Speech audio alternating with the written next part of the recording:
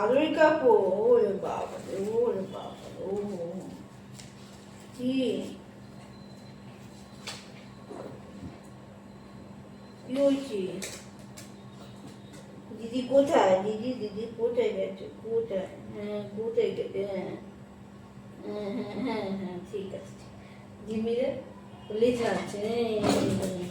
আরেকজন দেখুন দেখ সব উঠিয়ে দিয়েছে, ফাঁকা করে দিয়েছে, মাঝখানটা ফাঁকা করে দিয়েছে। তেল চলে দেখ কি করে দিচ্ছে পারছি না।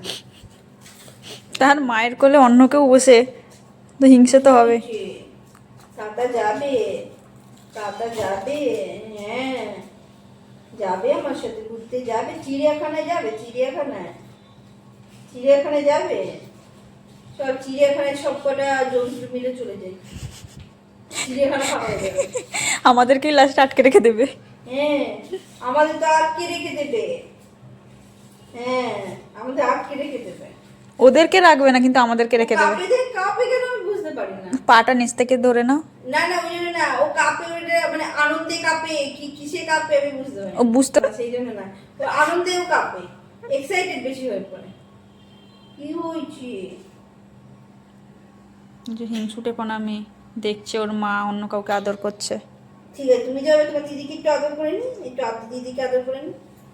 আরে বাবা রে, আসো শোনো, ও দেখ ও আসতে দেবে না ওকে, দেখেছিস ও ওকে আসতে দেবে, এই যে আসো আসো শোনো, আসো আসো বাবা, আরেকটা খেপে গেছে। আসো আসো আসো আসো আসো।